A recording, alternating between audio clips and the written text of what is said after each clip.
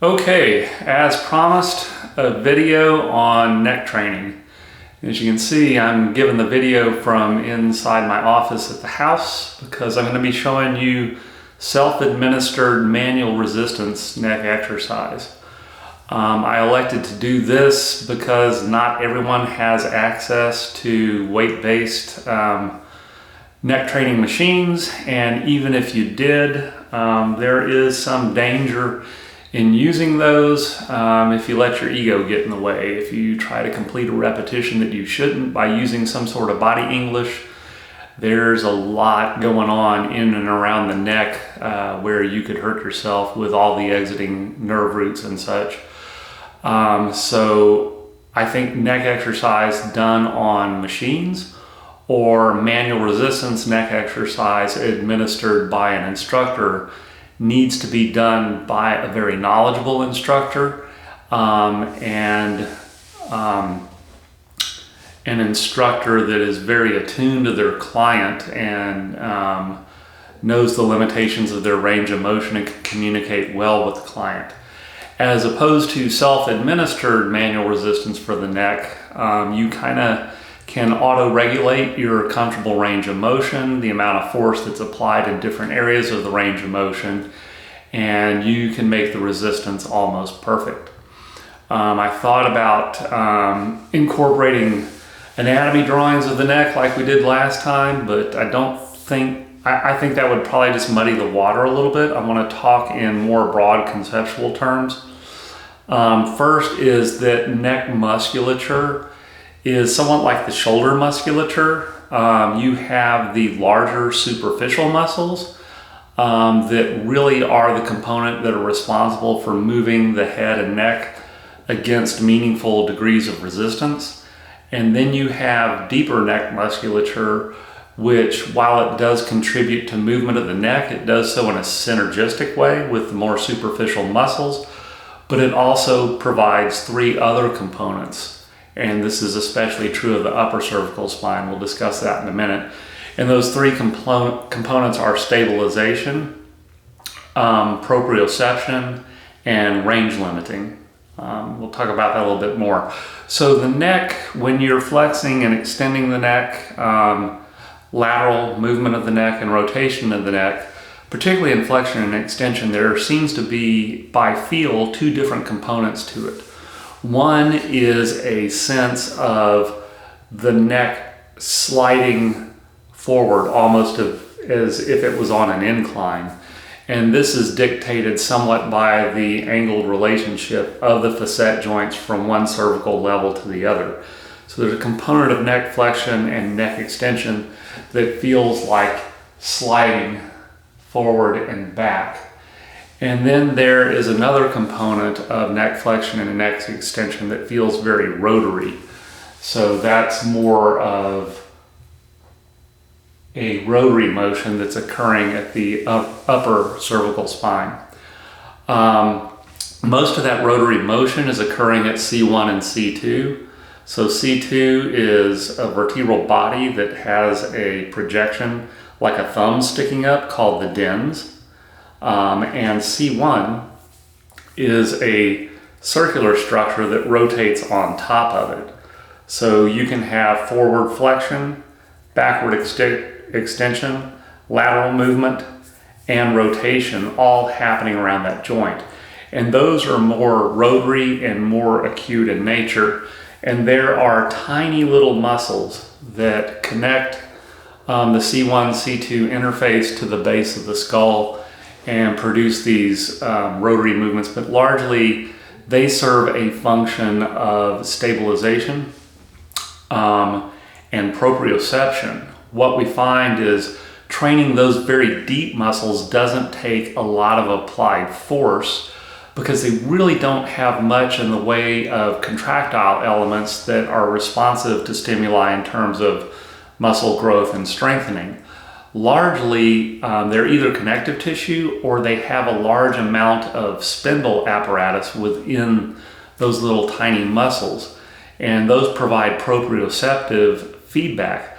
The other thing they do is they provide range limiting. So if you're wrestling and someone's twisting your head a certain way, those really deep muscles that jump between C2 and the base of your skull will reach limits of stretch and send a signal back to the brain that something else needs to be done. If you've ever seen a wrestler who's caught in a headlock suddenly bridge and either flip his entire body over or run his feet around to bring the remainder of his body into a more neutral neck position, that's being mediated by those deep range limiters in the neck, feeding back to the brain saying, you have to do something to bring the neck back into a neutral position. The other thing those really tiny deep stabilizer muscles do is they stabilize your head during certain movements like sprinting. If you ever watch a 100-meter sprinter head on, what you'll see is even though they're just pounding on the ground with their feet sprinting forward, their head is perfectly still. In fact, the only thing you'll see is the loose skin on their cheeks jiggling just a little bit. Their head is perfectly straight. Also, if you watch, anyone watches Formula One, a lot of times they'll have the in-camera car and it will pick up the road vibration.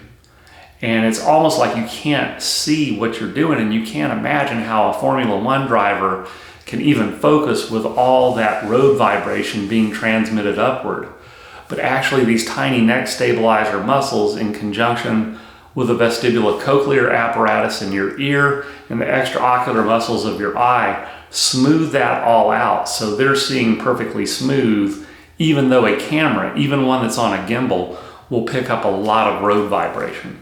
So those little tiny muscles, we're going to train them and involve them, but in the last component of that rotary neck flexion and neck extension, that doesn't require nearly as much force for two reasons. One is because of the smallness of those muscles and the fact that they're more stabilizers and proprioceptor type muscles, but also by the time you're bringing them into action, the more superficial muscles are already going into active insufficiency.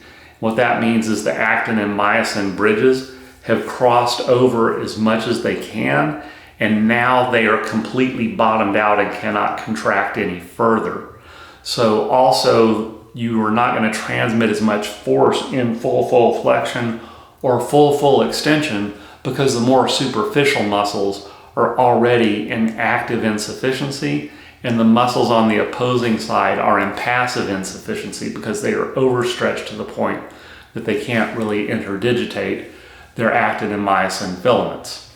So the next thing is, predominantly you can train almost your whole neck by doing just neck flexion and neck extension. The thing we have to understand, and if you go back and look at an anatomy book, what you'll see is all of the muscles that contribute to neck flexion are intrinsic to the neck itself. The only thing that really attaches outside the neck are the scaling muscles that attach off the transverse processes of the cervical vertebra in the C3 through C5 level and attach on the upper ribs at the first and second rib. But their main purpose is to elevate the dome of the thorax to assist with breathing. So for the most part, everything that's flexing the neck is intrinsic to the neck. And what that means is that when we train the neck flexors, we're going to hold our torso very still and our chest upright. And really all we're going to be doing is bending forward and then rotating our neck down, almost like we're trying to tuck a sheet between our chin and chest, like we're folding laundry. So we're going to come down and tuck tight like that. Also, when you get into full flexion, what I want you to do is you complete this movement and you have your contraction at the point of full flexion. I want you to take your tongue and push it into the back of your lower teeth, gradually building up as hard as you can, and inhale up to raise your upper thorax to activate the scalenes. So neck flexion is going to look somewhat like that. Now, the muscles that extend the neck, those are largely within the neck, but also outside the neck. So the muscles that cause neck extension are extrinsic to the neck itself. In fact, muscles that attach at the occiput, some of them run the full length of the spine and attach all the way down to your sacrum. So when we're doing neck extension, we're going to have a process of bringing our head up to looking straight back, and then as we rotate back into extension, we have to extend the thoracic and lumbar spine like we're trying to touch the back of our head, the occiput, to the base of our butt. So that whole contraction along the full length of the thoracolumbar spine up to the cervical spine helps to activate full neck extension. So the two movements are very, very different. Neck extension is going to involve holding the torso very, very still. Neck flexion is going to involve holding the torso very, very still, and neck extension involves allowing the torso to extend fully. Now, if we do lateral neck flexion, there's not much movement there at all. All that movement is occurring pretty much at the C3-4 level. Nothing below C3-4 can actually bend in the neck. So that doesn't require a lot of movement to load that. You can start just a little bit beyond midline and only go about that far. That's all it takes to do lateral neck flexion if you want to do it. You gotta be careful not to overdo the degree of lateral neck flexion because you have all the exiting nerve roots coming out through the foramina between the vertebra and the neck, and you don't want to close down and pinch on those. It's completely unnecessary. You can also do neck rotation because there are muscles up high at C1 and C2 that do cause neck rotation, as well as intertransversalis type muscles that help the neck to rotate. Now, when neck rotation occurs, the superficial muscles, when you turn right, you're using opposite side sternocleidomastoid and same side trapezius splenius capitis. So you're using opposite side neck flexors and same side neck extensors to produce rotation to one side or the other. So those are all the different movements of the neck that you can train. Now what I'll do is I'll show you one at a time how to perform manual resistance exercise. And when you do perform manual resistance exercise, you can do it as positive and negative. The neck is particularly well suited for doing negative only movements as well. So you can do it as a negative only movement if you desire that. But I do recommend using a very slow cadence, like a 10-second cadence in either direction. And I recommend a gradual gradation of effort. So I do 4 reps. I do 25% perceived effort, 50% perceived effort, 75% perceived effort, and then 100% perceived effort. But by the time you get to 100%, the fatigue that you've invoked in your neck, your force output is actually going to be less than it was at the beginning. So it makes it very, very safe. I think the gradual ramping of perceived exertion is very important from a safety standpoint. This is as opposed to some of the nonsense I've seen with the trainers training Formula One drivers. The value of these athletes is so high, and they're having crashes where they're running into walls and experiencing 50 G forces. But the way I see their neck training being performed with a head harness and a trainer leaning back and pulling on a rope as if they were water skiing, it's going to be a damn shame when one of these guys gets hurt in the training room rather than on the racetrack. But all that aside, let's kind of go through it now. So we're going to start with neck flexion. I'm going to turn sideways so I can show you the range of motion. The range of motion is going to be from just a little bit above looking straight ahead. And I like to tell people to tilt their head up like they were sniffing a flower on a tree. So you're going to start from about this position here.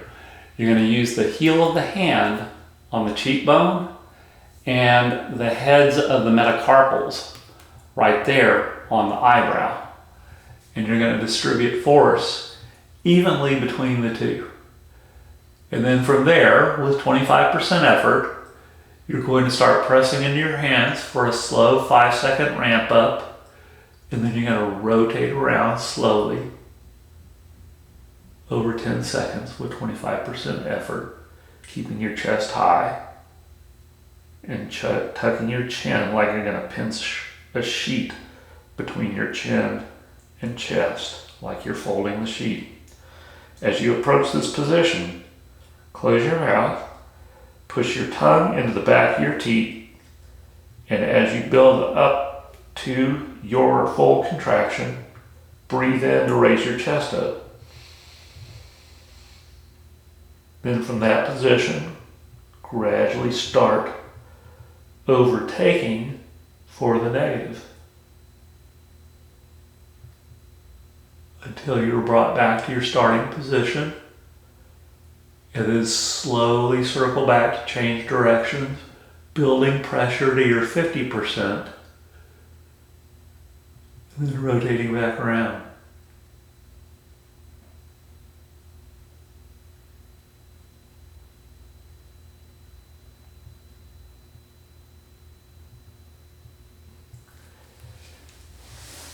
And then you're going to do that at 75 and then 100%. And that's how neck flexion looks. For neck extension, instead of doing this, which kind of bunges up your trapezius and puts it in active insufficiency too early, I like to use a t-shirt, and I like to grab from a sleeve and the opposite corner. So I have sort of a triangle of a shirt. I stretch the fabric and I wrap it around my occiput. And I'm going to start off from the flexed position where my chin is touching my sternum. And I'm going to start pushing back in that. And I'm going to have the feeling of that sliding up a ramp motion. And my arms will just rotate with me. They're pretty much locked with the shirt serving as resistance.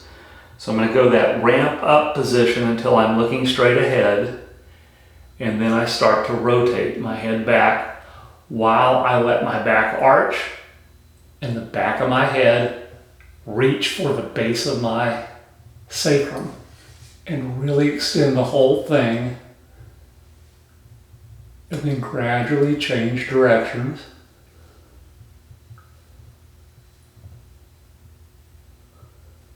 Until I'm rotated all the way back down, chin to chest, smooth, make a turnaround, and the next one's 50%. But you have to let your thoracic and lumbar spine extend, and what you're trying to do is touch the back of your head to the top of your butt. And that's cervical extension. So you got to do that 25, 50, 75, and 100. So if you want to do lateral neck flexion, I'll show you just one side. I like to use the heel of the hand against the edge of the temporal parietal bone. You can feel a little ridge that runs right here at the part. Put the heel of the hand right there. The head's going to be tipped just a little bit beyond vertical. And then you just build pressure there at 25%, and your range of motion is pretty limited. It stops about there. You can feel it kind of bunge up. If to get it more, you really gotta lean over, that's too far. So it's not much range of motion at all. So it's gonna be 25% from here to here.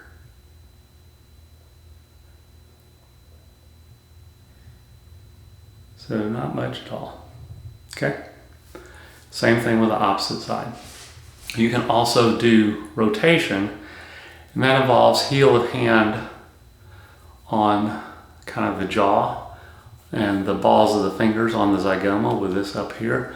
And you can go rotary, looking kind of over your left shoulder, but not too far, just comfortable.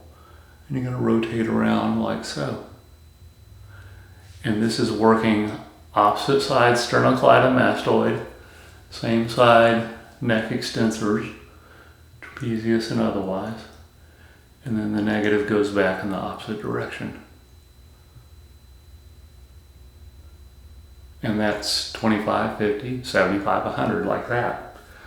Ken Hutchins has written about, and you can actually do infimetric movement of your neck using the opposing muscle groups. So you can start here, and it's really tricky, but you can use one side against the other. But what you do is you just turn here, and you just build a lot of tension in your neck as you turn it. One side resists the other. And then you build tension in the opposite direction. And it looks crazy, but it's actually doable. You can actually do infimetric rotary neck. But in general, most of my neck work is simple neck flexion, simple neck extension. I will do lateral neck from time to time. I tend to like to pair neck flexion with chest movements. Because the tie-in there seems to work neurologically. I tend to pair neck extension with dorsal torso type exercises, back exercises. I tend to pair lateral neck flexion and rotary with shoulder type movements and trapezius type movements. But I think manual resistance neck is the way to go, especially self-administered, because it's very, very safe. You can be very effective in how you inroad yourself, and there's always auto-regulatory feedback to give you great productive workouts every time you do it. So in a nutshell, that's my self-administered manual resistance neck exercise. Give it a try. Right now, put up your phone, go out in the real world, do some dope shit. Talk to you later.